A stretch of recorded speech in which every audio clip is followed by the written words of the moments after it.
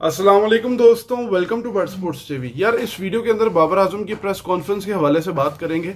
ये जो पिक्चर आपको पीछे नजर आ रही है, ये तो आपको पता है पाकिस्तान जीता था आयरलैंड से, और कैसे जीता मुझे बताने की जरूरत नहीं है, एक्सप्लेन इस पे वीडियो बनाई नहीं, जरूरत ही नहीं पड़ी। 3 विकेटों से जीते। शाहीन ने जो 3 विकेटें ली, परफॉर्मेंस दी, इंडिविजुअल परफॉर्मेंस आ रही थी, चाहे वो इमाद हो चाहे आमिर हो, लेकिन एट द एंड जिस तरह हम जीते it was shameful. Babar Azam ने मैच की बात क्या कहा और कॉन्फ्रेंस में क्या कहा, उस पर बात करनी है। बाबर आजम से सवाल हुआ और बाबर आजम ने कहा, आपको लिखा हुआ भी नजर आएगा कि हमारे पास गुड बंच ऑफ प्लेयर्स हैं, अभी जाएंगे बैठेंगे, इस पर देखेंगे, डिस्कस करेंगे क्या चीज़ हम लैक करते हैं और क्यों परफॉर्म नहीं हुआ। ये वही पुरानी बात है, इसमें कोई नई बात नहीं है। ठीक है, पहली बात, वीडियो को ब्रीफली आपको मेन बताऊंगा कि वो क्या चीज़ क्या है क्या नहीं है, किस तरह मतलब है।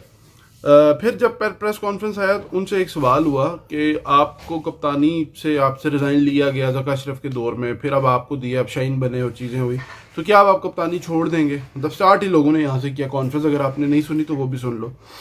और बाबर आजम ने कहा कि मुझे लगता है कि एक प्लेयर के ऊपर जिम्मेदारी मतलब नहीं डाली जा सकती। बतौर उनका कहना यह था कि मैं बीइंग कप्तान, ये नहीं है कि सारा मलबा मेरे ऊपर डाल दो। अच्छा, ये बात उनकी ठीक है, हर किसी ने अपना परफॉर्म करके देना है, लेकिन उन्होंने इसमें कहा कि जब भी मैं इसको छोड़ूंगा कप्तानी को, तो सबके सामने ये नहीं कि पीछे छुप के, और पीछे जाएंगे, बात करेंगे, देखेंगे। पहले मैंने खुद रिज़ाइन किया था ज़का अशरफ के दौर में, हालांकि हमें पता कि खुद रिज़ाइन नहीं किया था, लिया गया था, और अभी उनको दोबारा लाया गया, शाहीन को हटाया गया। शाहीन को भी उन्होंने मतलब इतमाद में नहीं लिया, पहले शाहीन ने बाबर को नहीं लिया, वो चीज़ें चल रही थी, यूनिटी, उस पर आगे मैं बात करूँगा।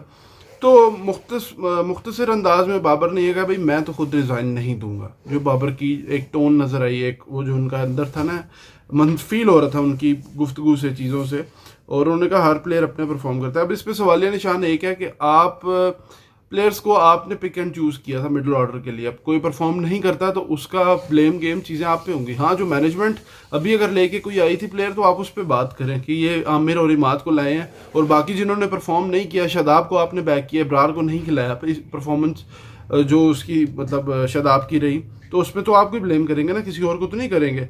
और उनसे काफ़ी सवाल हुए, फिर कहते जी हम एज अ टीम हारे हैं, सारे के ऊपर जिम्मेदारी है, ये नहीं कह सकते कि कोई एक बुरा किया है, हमारे मिडिल ऑर्डर को बीच में ये वो वाली विकटें नहीं थी, स्टे करके खेलना था। तो भाई आपको पता था ये विकटें स्टे वाली अगर नहीं, मतलब मुश्किल है, आप मिडिल ऑर्डर लेके गए प्रॉपर, आपने कहा इफ्तिखार कर लेगा, 3 ओवर आखिरी खेलता है वो, आपने इमाद को ऊपर भेज दिया जो रेगुलर टीम में नहीं था, फिर आपने शादाब को, बैट्समैन बॉलिंग में नहीं चला तो बैटिंग में, और इवन लास्ट मैच में यार आपने शादाब से आपने पहला ओवर करवाया, जहां विकटें गिरी हुई हैं, उनके 5 पे 50, 6 आउट हैं, वहां वो 11 रन खा रहा था, साथ पहली बॉल पे छक्का, और वहीं पे इमाद आपको विकटें लेके बता रहा। तो कंडीशन में भी इस टाइम उसका सितारा गर्दिश में है, सितारा के अलावा उसकी परफॉर्मेंस नीचे चली गई है, और ये बाबर को भी होना चाहिए कि उसका कैरियर स्टेक पे लगा रहे हैं, और शादाब को खुद भी होना चाहिए। ये बात बहुत बाहर की है, वीडियो बहुत लंबी हो जाती है, तो इसलिए इसको छोटा रखूँ। इब्रार का क्या कसूर है? इब्रार ने एक मैच जो खेला लास्ट, उसमें क्या परफॉर्मेंस थी उसकी आपके सामने है, तो it's very shameful. Pakistan cricket team है, ये कोई गली की क्रिकेट टीम नहीं है। जब आप इतनी आसानी से कह देते हो ना कि ये मैं नहीं ब्लेम गेम लूँगा, you are captain. Sarfaraz series आ रहा था, वो सामने आया था, ठीक है, और इमाद आमिर के हवाले से बात हुई, उन्होंने कहा सीनियर प्लेयर्स हैं तो कंट्रीब्यूशन और ये रिटायरमेंट के और चीज़ें, बाकी मामलात वो तो खैर आपको पता ही हैं, चल रही हैं चीज़ें। और इमाद ने एक बात की थी कि यार हमारा माइंडसेट और हमारी चीज़ें, हमें चेंजेस, और वो जो मॉडर्न डे क्रिकेट है उसमें हम लैक करते हैं चीज़ें सारी। लेकिन असल तो टेक्निकल और डोमेस्टिक का एस्पेक्ट है, वो लाइव स्ट्रीम में मैं इंशाल्लाह बात उसको करता हूँ और करूँगा भी, आप ज्वाइन करना। तो बाबर ने उसको भी ना एक तरह से वो कंट्राडिक्ट किया, क्योंकि इमाद आता है तो स्टेटमेंट और होती है, वो कहते हैं हमें कमी है, हम इम्प्रूव करेंगे, तो ये वो, और बाबर कहते हैं कि नहीं हमारा तो ओके है सब, बस हम गलत खेले, हमारा टाइम अच्छा नहीं गया, जो नज़र आता है। तो मैं ना मानूँ कि रट जो है ना वो भी चल रही है, उनको पता नहीं किसने कहा कि आप कप्तानी लें, जाते हुए बुरी लगती है, आप किसी यंगस्टर के अंडर खेलें, लेकिन आप एटलीस्ट डोमेस्टिक खेलेंगे तो लड़कों को कॉन्फिडेंस मिलेगा ना, डोमेस्टिक प्लेयर्स को वैल्यू करेंगे, डोमेस्टिक खेलोगे तो आपको पता चलेगा कि भाई डोमेस्टिक में ये कुछ हो रहा है, ये लड़के कर रहे हैं। आप खेलोगे नहीं तो पता किसको चलेगा। तो बात ये है, बाकी ये है कि बाबर आजम की प्रेस कॉन्फ्रेंस मुझे मतलब कोई उसमें मुतासर कुन चीज़ नज़र नहीं आई, उल्टा वो कप्तानी को बरकरार रखेंगे, जाएंगे बैठेंगे, ज़बरदस्ती लेगी तो छोड़ देंगे, वरना और कप्तान पता नहीं इस पर कौन बनेगा कौन नहीं, वो तो खैर बात का है।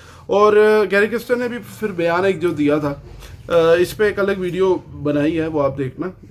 उन्होंने कहा टीम सेपरेट नज़र आती है, हर कोई अपना खेलता है। मुख्तसर आपको बता दूं तो उसमें काफ़ी बातें हुई हैं, चली हैं, लेकिन उम्मीद करता हूँ वीडियो आपको पसंद आई होगी। चैनल को सब्सक्राइब करना। हाँ, अगर आप बीइंग बाबर फैन, क्रिटिसाइज करो, एक दायरे में रह के करो, बात करो, क्रिकेटिंग लाइव स्ट्रीम में आओ, वहाँ बात करो। यहाँ पे अगर मुझे कोई कहे नीचे बुरा भला, तो ये जस्टिफाई नहीं करता। इसलिए टेक्निकल एस्पेक्ट में क्रिकेटिंग टर्म्स में बात करें। थैंक यू, अल्लाह हाफिज़।